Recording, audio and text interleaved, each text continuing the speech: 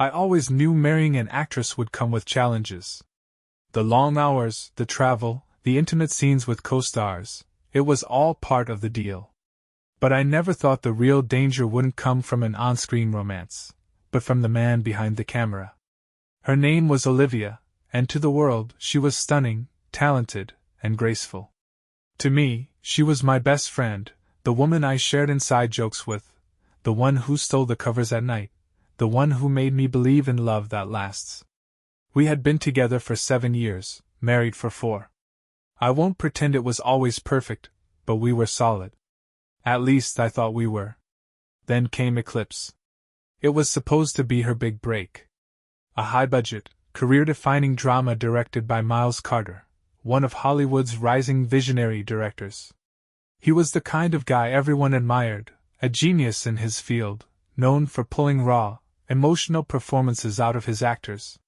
He was also married, which I thought meant he played by the same rules I did. I was wrong. The first red flag came early. Olivia had always been open about her work. She'd call me between takes, send me goofy selfies from set, complain about bad craft services. But once Eclipse started shooting, something changed. She became distant. Texts went unanswered for hours. Calls were cut short. When she finally did talk to me, it was all surface level. "Oh, it's just exhausting," she'd say.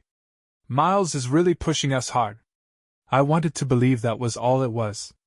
But something didn't sit right. Then came the weekend she was supposed to fly home for a break. At the last minute, she cancelled. "Reshoots," she said. "Miles wants to perfect a few key scenes." I told myself it made sense. Big productions always ran over schedule.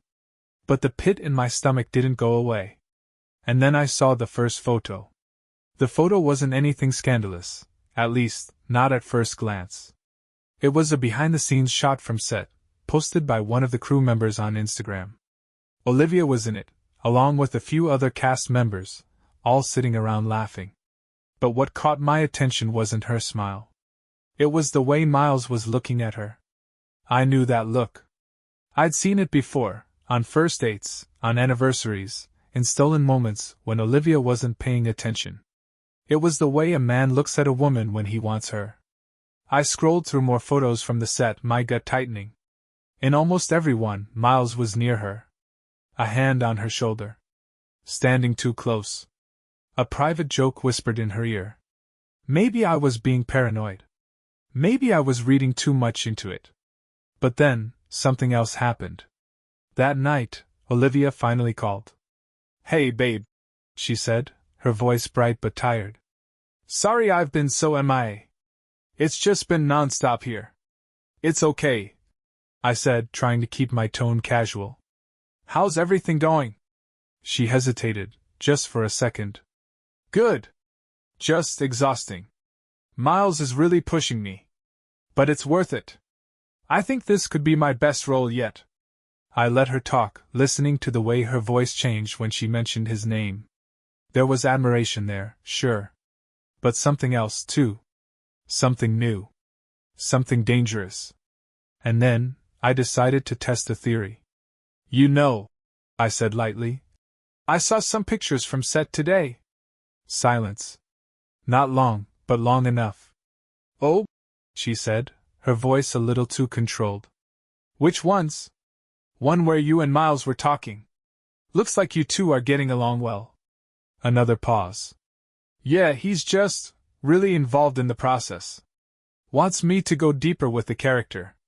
I wanted to believe her. I almost did. But then she said something that stuck with me. "You'd like him, I think." The way she said it, it wasn't just a throwaway comment. It was rehearsed. Like she wanted to plant the idea in my head before I could start questioning things. And that's when I knew. Something was happening. I just didn't know how bad it was. Not yet. After that call, something shifted in me. I'd always trusted Olivia. Through all the kissing scenes, the late-night shoots, the industry parties where she was surrounded by men who were richer, more powerful, more charming than me, I never let jealousy get the best of me. But this wasn't jealousy. This was instinct. and instincts don't lie. So I started paying closer attention. The next few weeks followed a pattern. Olivia was always too busy to talk. When she did, she was distracted, distant. And every time I asked about set, the same name kept coming up. Miles. Miles and I were just going over the script. Miles thinks I should dig deeper into this scene. Miles suggested we rehearse after hours. After hours. That was the one that hit me the hardest. I tried to brush it off. Directors put in long hours, actors rehearse late all the time. But the way she said it, almost too casually, like she was trying to make it seem normal, it didn't sit right. So one night, when she texted me running late, rehearsing with Miles, don't wait up, I decided to do something I'd never done before. I went digging. I knew Olivia's iCloud password. Not because I was some controlling husband, but because she'd given it to me ages ago when she kept forgetting it herself. I hesitated. Then I typed it in. At first, there was nothing. No suspicious messages, no calls, nothing outright damning. But then I checked her location history. She wasn't on set. She was at a hotel. My hands went cold. I stared at the screen, hoping I was wrong. Maybe the app was glitching. Maybe it was a mistake. But no. There it was, clear as day. Olivia's location pinged from the Lancaster Hotel, a 5-star place about 10 minutes from the studio. Not her trailer. Not the production office. A hotel. I swallowed hard. I had two choices. I could ignore it, pretend I never saw it, and let her come home and lie to my face. Or I could go there. I grabbed my keys. The drive was a blur. My heart pounded the whole way, a mix of anger, dread, and that awful, sinking feeling in my stomach. I didn't want to believe it. I didn't want to be that guy, the husband who shows up unannounced, paranoid and desperate. But deep down, I already knew. I pulled into the hotel parking lot and sat there for a moment, gripping the wheel. My mouth was dry. My hands shook. Then I got out. The lobby was quiet, dimly lit with soft jazz playing in the background. The kind of place where celebrities went to avoid attention. I walked straight to the front desk. "Hi," I said, keeping my voice steady. "I'm looking for Olivia Hart. She checked in earlier." The woman at the desk barely looked up. "I'm sorry, sir. We can't give out guest information." I exhaled sharply. "I understand. But I just need to know if she's here." The woman glanced at me, probably sizing me up, well dressed enough to be someone important, but not famous enough for special treatment. "Are you a guest?" she asked. I pulled out my phone, pretending to check something. "I think she sent me the wrong room number. I don't want to wake up the wrong guest." I forced a chuckle. "Happened before. Not fun." The receptionist hesitated. Then she lowered her voice. "Mr. Carter checked in earlier. He requested privacy." Miles Carter. I felt my stomach drop. I took a step back, trying to breathe. The room felt too warm, the air too thick. I didn't need to hear anything else. I turned around and walked out. I didn't know where I was going. I just knew I couldn't stay there. Because if I did, I wasn't sure what I'd do. I drove around aimlessly for what felt like hours. Anger, betrayal, disbelief, it all churned inside me like a storm I couldn't outrun. My wife, the woman I trusted more than anyone, was in a hotel room with another man. And not just any man. Miles Carter. Her director. The guy she had been talking about nonstop for weeks. I wanted to march back into that hotel, bang on the door, and catch them in the act. But then what? What would that change? I already knew. I had all the proof I needed. I pulled into a random gas station and sat there, staring at my phone. No messages. No calls. She wasn't even trying to lie to me. And that hurt the most. I could have called her. Demanded an explanation. Given her a chance to spin some story about late-night rehearsals and a mix-up with hotel rooms. But I didn't. Instead, I waited. And at 3:47 a.m., she finally texted. "Just got back to my room. Exhausted. Talk tomorrow? Love you? I stared at those words for a long time. Love you? How easily she said it. How effortlessly she lied. I didn't respond. I just turned my phone over, closed my eyes, and let the weight of it all sink in. Tomorrow, everything would change. The next morning, I didn't text her back. I wanted to see how long it would take for her to follow up. By noon, she finally called. Hey babe, she said, her voice light, like nothing was wrong. Did you get my text? Yeah, I said, keeping my tone even. You sounded tired. She sighed dramatically. Ugh, you have no idea. Miles had me running lines till almost 3 a.m. He's such a perfectionist. I clenched my jaw. Running lines. That's what we were calling it now. Must have been intense, I said. She let out a little laugh. Yeah, but it's worth it. This role is really pushing me. I could hear the lie, smooth and effortless. Like she'd rehearsed it. Maybe she had. And suddenly, I wanted to see just how far she'd go. Where were you guys rehearsing? I asked casually. Oh, just at the studio. Studio. Not the hotel. I gripped my phone tighter. Huh. I thought maybe you stayed at a hotel or something. Silence. Just a second too long. Then, what? No, why would you think that? She forced out a laugh. That'd be weird. There it was. The lie. So clean, so confident, like she wasn't sneaking around behind my back. Like she hadn't spent the night with him. I swallowed back the anger creeping up my throat. Yeah. Just checking. She exhaled, relieved. Anyway, I'm flying back tomorrow. I can't wait to see you. See me. Kiss me. Sleep in our bed like nothing happened. I felt sick. But I wasn't going to blow up over the phone. Not yet. Can't wait, I said. Love you? She didn't even hesitate. Love you too. And that was the moment I knew Olivia wasn't just cheating. She was good at it. The day Olivia flew home, I watched her plane land in real time on my flight tracker app. It was strange, knowing exactly when she'd be back in our house, walking through the front door, kissing me like she hadn't been in another man's bed days before. I wasn't sure what I was supposed to feel. Anger? Sadness? The need to confront her the second she stepped inside? Instead, I felt nothing. A numb kind of clarity. I had two options. I could go nuclear, accuse her, throw the evidence in her face, and watch her scramble for excuses. Or I could wait. Watch her. Let her dig her own grave. I chose the second option. When she finally walked through the door, looking effortlessly beautiful in her airport outfit, leggings, oversized sweater, hair in a loose bun, she smiled like everything was normal. God, it feels so good to be home. She sighed, dropping her bags. I miss you. And just like that, she was in my arms, her familiar scent wrapping around me like a comfort I no longer believed in. I forced myself to hold her, to play the part of the devoted husband. I miss you too, I said. She pulled back, her hands resting on my chest. You okay? You seem off. I almost laughed. Off? Yeah, because my wife was sleeping with another man.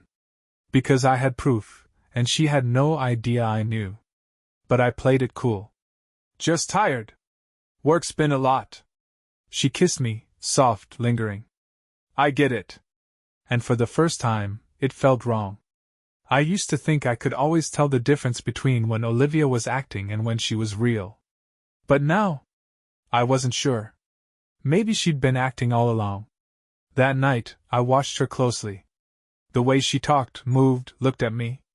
She was the same Olivia, laughing at the same dumb reality shows we always watched, curling up next to me in bed, tracing lazy patterns on my arm. But something was missing. Or maybe, something had been added. A weight. A distance. A lie. I wondered how many nights she had done this exact thing with Miles.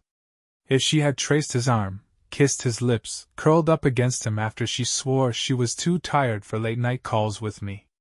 I wanted to ask her right then. Wanted to say, I know where you were that night. I know about the hotel. I know about him. But I didn't. Not yet. Because if she was good at acting, I needed to be better. The next morning, I got up early. Olivia was still asleep, her hair sprawled across the pillow, looking peaceful, innocent. I knew better. I picked up her phone from the nightstand. Unlocked it. Checked her messages. There was nothing in her texts with Miles. But that didn't mean anything. She was smart. Smart enough to delete messages, to cover her tracks. So I went to her email. And that's where I found it. A single, unsent draft. I don't know what to do. Being with you feels so right, but I don't want to hurt him. I hate lying, but I can't stop thinking about you. What are we supposed to do? I stared at the words, my stomach twisting. She hadn't sent it. But she had written it. And that was enough. I put the phone back, crawled into bed, and stared at the ceiling. She was still lying. Still pretending. But now so was I. And this time, I was going to make sure I got the ending I wanted. The morning after finding Olivia's unsent email, I made a decision. I wasn't going to confront her yet. Not because I was afraid, no, I wanted to. I wanted to throw it in her face, watch her scramble for an excuse, watch her break under the weight of her own betrayal. But that was too easy. Too quick. And honestly? Too kind. Olivia was an actress. A damn good one. If I went after her without solid, undeniable proof, she'd twist the story. She'd cry, gaslight me, tell me I was being paranoid. No. I needed her to expose herself. So I played along. I woke up, kissed her good morning, made coffee like everything was fine. I watched as she stretched and yawned, completely unaware that I had already seen the words she'd been too scared to send. Any plans today? She asked casually, sipping her coffee. Not much, I lied. Just catching up on work. You? She hesitated, just for a second. Might go over my lines for a bit. With him? I just nodded. Sounds good. Inside, my blood was boiling. Outside? I was the perfect husband. And it worked. She didn't suspect a thing. That afternoon, I made my next move. I reached out to a friend, Mark. He worked in film production, had connections all over town. If Eclipse had secrets, Mark could find them. Need a favor? I told him over the phone. Sure, what's up? I need to know everything you can find about Miles Carter and Olivia. Mark went quiet. Everything? Yes. There was a pause, then a sigh. Man, I hate to be the one to tell you this, but I've already heard things. My stomach dropped. What kind of things? Let's just say Miles has a history with his lead actresses. And Olivia? People noticed. The way he treated her. The way she responded. I gripped my phone. You're sure? I wasn't, but now I am. Let me dig deeper. Give me a day. I thanked him and hung up. So I wasn't crazy. It wasn't just paranoia. People had noticed. That night, Olivia was in the shower when her phone buzzed. I glanced at it. A message from an unknown number. Miss you already? Can't stop thinking about last night. I took a deep breath, controlled the rage clawing at my throat. Then I did something reckless. I picked up her phone and replied. Me too. When can we see each other again? A minute later, 3 dots appeared. Then, this weekend. Same hotel? And that was it. The final nail in the coffin. I placed the phone back exactly where it was, stepped out of the room, and smiled. This weekend, she was going to that hotel again. And this time, I'd be waiting. The moment that message came through, I knew I had her. There was no more doubt, no room for her to twist the truth. She wasn't just emotionally cheating, she was fully, physically involved with Miles Carter. And now, she was planning to do it again. I could have confronted her right then, thrown her phone in her face and demanded an explanation. But I didn't want an explanation. I wanted a confession. And I wanted it on my terms. The next day, I put my plan in motion. First, I called Mark again. "You still got those friends in hotel security?" He chuckled. "This just got interesting." "Yeah, why?" "I need access to security footage. Specifically from the Lancaster Hotel." A low whistle. "Damn. This about Olivia?" I didn't answer. Mark got the hint. "All right. I'll see what I can do." Step 1, in motion. Step 2, laying the bait. That evening, Olivia was on her phone, curled up on the couch, pretending to be the loving wife while secretly making plans to betray me again. I sat beside her, acting normal, waiting for the right moment. Then, casually, I dropped it. "So, what's the plan this weekend?" She barely looked up. "Oh, just catching up on sleep. Maybe running some lines." She said it so smoothly. So easily. Like lying to me was second nature now. I nodded. "Yeah? I was thinking of heading out of town for a work thing." She perked up. There it was. The slight shift in her body language, the barely hidden excitement at the idea of me being gone. "Oh? Where to?" she asked, feigning mild interest. "Just a quick trip," I said. "Leave Friday, back Sunday." She smiled, trying to play it cool. "Sounds nice. You should go." I fought the urge to laugh. You should go. Of course, she wanted me out of the way. I was giving her the perfect opportunity. And she was taking it. Friday came, and I made sure Olivia saw me pack a bag. I kissed her goodbye at the door, told her I'd see her Sunday, and watched as she played the role of the affectionate wife. Then I left. Drove a few blocks. Parked. And waited. An hour later, she left the house. Not long after, I got a text from Mark. "She's here. Checked in with Miles under a different name. Room 1027. My hands tightened around the steering wheel. This was it. The moment of truth. And I was ready. I pulled into the Lancaster Hotel parking lot just before midnight. My heart wasn't racing anymore. I wasn't second-guessing. The anger, the hurt, it had settled into something sharper. Purpose. I wasn't here to beg for an explanation. I wasn't here to give Olivia a chance to lie her way out of it. I was here to catch her in the act. I walked in through the side entrance. Mark had taken care of that. No front desk, no questions. Straight to the elevators. By the time I reached the 10th floor, I was ice cold. Room 1027. I didn't hesitate. Didn't knock. I slid the keycard Mark had secured for me into the lock, and the second the light turned green, I pushed the door open. And there they were. Olivia. Miles. Half-dressed, tangled up in sheets. Her eyes went wide first. "What?" She scrambled, pulling the covers up like it made a difference. Miles just sat there, stunned, like he couldn't process what was happening. I stepped inside. Closed the door behind me. For the first time in weeks, I was in control. Olivia's voice was shaky. What are you doing here?" I almost laughed. "What am I doing here?" "I could ask you the same thing," I said, voice eerily calm. "Except I already know." Her face went pale. "It's not what it looks like." There it was. The classic line. I tilted my head. "Really? Because it looks like my wife is in bed with her director." She opened her mouth. "Shut it." Miles finally spoke up. "Hey man, maybe we should." I turned to him. "Shut up." He did. Then, slowly, deliberately, I pulled out my phone. And hit play. A grainy black and white hotel security video played on the screen. Olivia and Miles, walking into the lobby. Checking in. Kissing in the elevator. Olivia let out a choked sound. I watched her crumble. "No," she whispered. "You don't understand."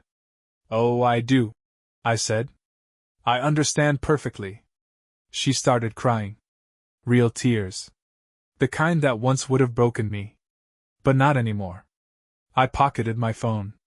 Took one last look at her. Then I turned to leave. She reached for me. Wait, please, let me explain. I stopped at the door. Look back. You're an actress, Olivia. But this? I gestured to her, to Miles, to the wreckage of our marriage. This is your worst performance yet. And with that, I walked out. For good.